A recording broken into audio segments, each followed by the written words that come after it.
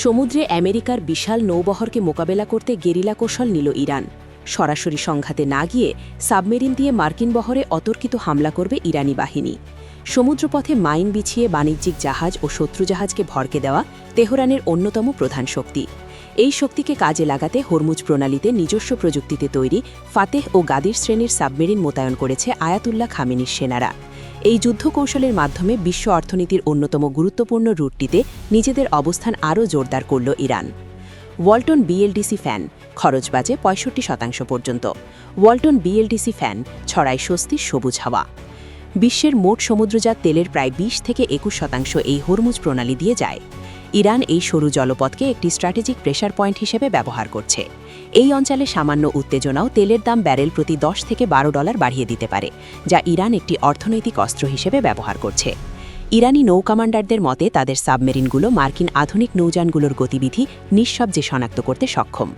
ইরানের মোতায়েন করা ফাতেহ ক্লাস সাবমেরিন তাদের নিজস্ব প্রযুক্তিতে তৈরি একটি আধা ভারী অ্যাটাক সাবমেরিন। এটি প্রায় ৩৫ দিন পানির নিচে থাকতে পারে এবং ২০০ থেকে ২৫০ মিটার গভীরতায় কাজ করতে সক্ষম। এতে ৫৩৩ মিলিমিটারের টর্পেডো টিউব রয়েছে, যা দিয়ে ভলভোজার টর্পেডো এবং সমুদ্রের নিচ থেকে ক্রুজ মিসাইল নিক্ষেপ করা যায়। এই মিসাইলগুলোর পাল্লা প্রায় ২০০ থেকে ৩০০ কিলোমিটার। অপরদিকে গাদির ক্লাস মিডজেট সাবমেরিন আকারে ছোট হলেও অগভীর পানিতে চলাচলের জন্য অত্যন্ত কার্যকর। ছোট আকারের কারণে সমুদ্রের তলদেশে লুকিয়ে থাকা এবং রাডার ফাঁকি দেওয়া এর জন্য সহজ। পশ্চিমা বিশ্লেষকদের মতে অগভীর পানিতে এগুলোকে শনাক্ত করা অত্যন্ত কঠিন। এটি মূলত অতর্কিত হামলা, মাইন স্থাপন এবং বিশেষ বাহিনীর কমান্ডোদের যাতায়াতের জন্য ব্যবহৃত হয়।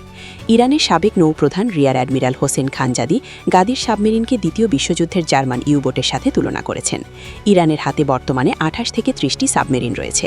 এর মধ্যে রাশিয়ার তৈরি কিলো ক্লাস সাবমেরিনও আছে।